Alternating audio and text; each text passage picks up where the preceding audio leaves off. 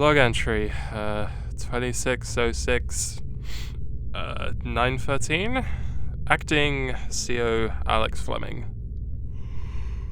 I don't want to die up here.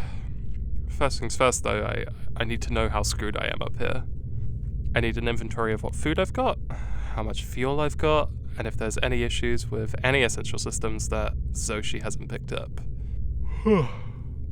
I've got a lot to get done. I suppose there's no time like the present. It's an emergency situation, and I do have to prioritize. My number one priority is shelter. I've got shelter with the ZGSS, but I've got to make sure that there's no extra damage that could cause another breach. A further breach will probably kill me, and we did take quite a beating. I also need to make absolutely sure that the atmospheric regulator is functioning properly. If it's not, I'll slowly die of CO2 poisoning, which is not, shall we say, a pleasant way to go. After that, I need to make sure that the water reclaimer is working fine so I don't die of thirst. Then I need to focus on food. I can't grow anything up here, but I can make what we've got last longer with rationing. Only after that can I start thinking about making contact with NASA again. I really want to talk to someone down on Earth, but not dying sort of has to come first. I wonder if they know how screwed I am up here. They must have seen the breach, and they're probably panicking right now, but I'm not sure if their telescopes can pick up astronauts that we lost. Right. I gotta get to it. Log entry, 260642 1102. Acting CO Alex Fleming. Well, that took way longer than I hoped it would, but here's the rundown. I squirted water across the hole to check for any leaks. If there were any leaks, the water would start to bubble as some of it escapes. Luckily, there's nothing. The atmospheric regulator is fine. I think. Although I did spend way longer than I care to admit panicking about the efficiency being lower than expected. This was before I realized that 5 people have turned into 1 person. That means way less CO2 is being produced, so the regulator doesn't have to work as hard. Panic over. The last thing I checked was the fuel reserves, and that taught me one lesson. I am a terrible pilot. I burned through way more fuel than I could afford to use with my corrective maneuver. It's not at a critical level right now, but if the ship gets in a bad situation again, I might be screwed. Oh well, that's an issue for later, I think. Time for the water reclaimer. Log entry 260642 1413, Acting CO Alex Fleming. Well, that was way harder than I thought it would be. Just looking at it, the water reclaimer looked fine. But it has 2 readings, expected output and actual output. And there was a small discrepancy. I'm talking barely 2 milliliters here. I thought it was just another case of the efficiency being lower because there's less to reclaim. I don't know what it was, but something inside me told me that something was wrong. So I took it apart. Thank God I did this. It probably saved my life. There was a pipe with a hole in it. The hole wouldn't have caused me any issues right now. It was so small that it only let out less than a milliliter every hour. But this could have easily caused issues down the line if the hole got bigger, or if the water dropped on any electronics for any amount of time. I spent a while trying to figure out what caused the micro hole while patching it, and my theory is that it was the sudden power loss.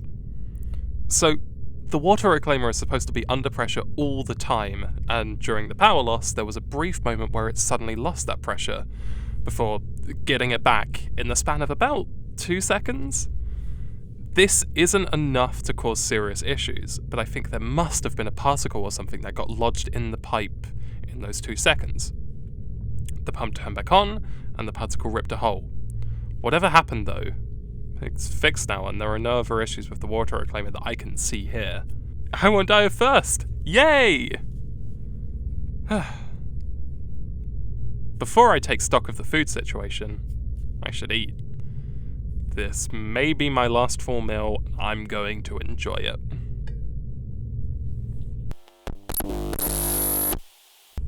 $197, $198, $199, 200 noodle packs. Okay. I can make this work. Log entry 260642 1405, acting CO Alex Fleming. I feel a bit spoiled actually. This was meant to be a year-long mission to set up the station and hand over to the working crew when they arrive.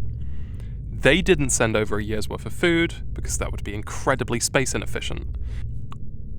Instead, they sent us up with 3 months' worth of food with the plan of sending supplies every 2 months. Clearly, NASA learned their lesson from Area 3 about having enough food at all times, because it's not just 3 months of food, it's a redundant 3-month supply. This is for 5 people. I am not 5 people, I am 1 people. So I have, you ready? 5,952 meals on board. This will last me at 3 meals a day, 1,984 days, and this is without rationing. So on the food front, I'm doing great. All I have to do now is make contact with NASA and tell them to rescue me while not going crazy in the process.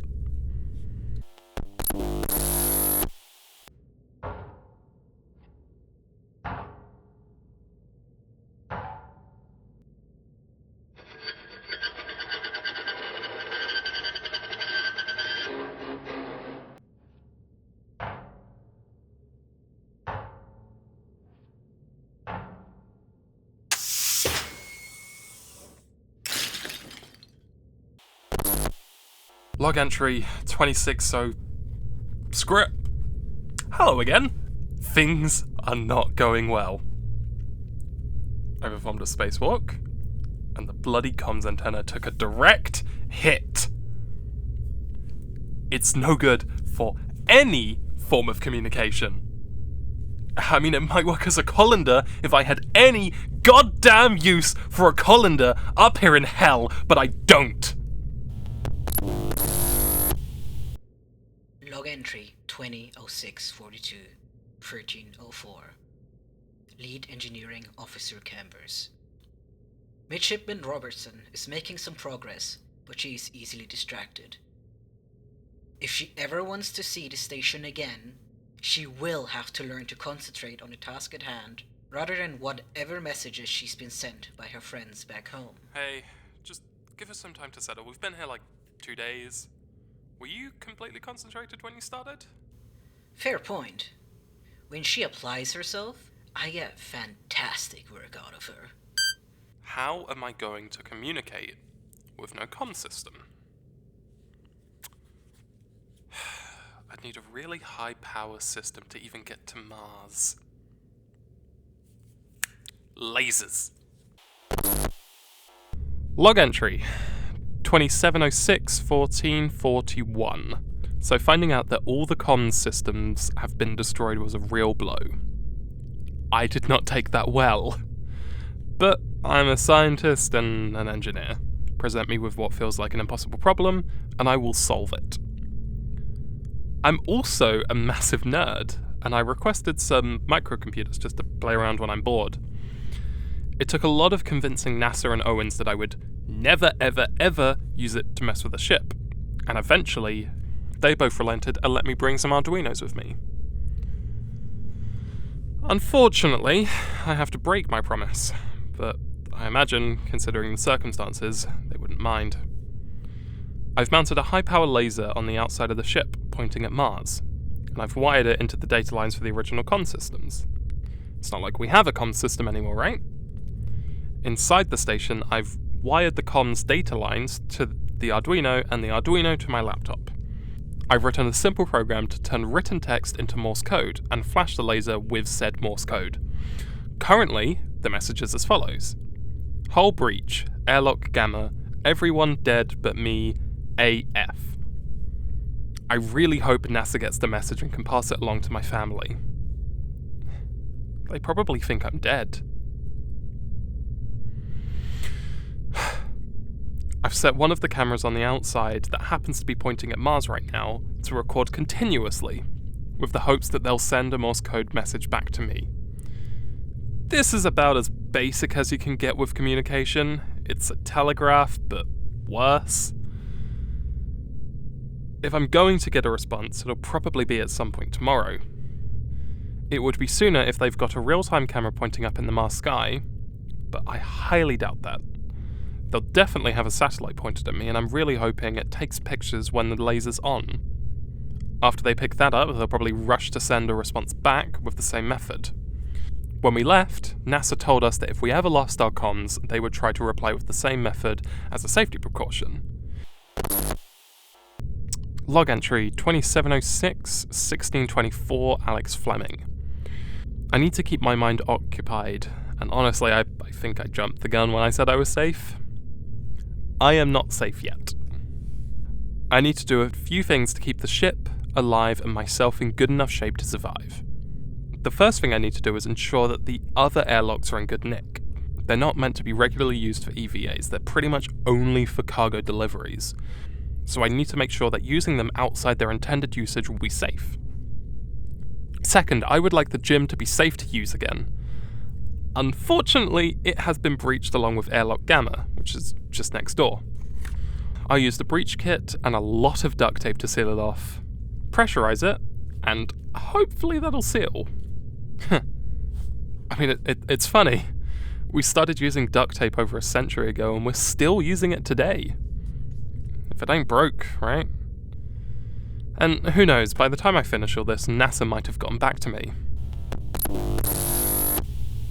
The ZOSAI Paradox is a podcast distributed by Fern Productions and licensed under a Creative Commons 4.0 international license. This episode was written and edited by Alice Fern with additional assistance from Saffron Ayton. It featured Alice Fern as Alex Fleming and Daniel Benjamin Georg as Dillion Cambers. Thank you for listening.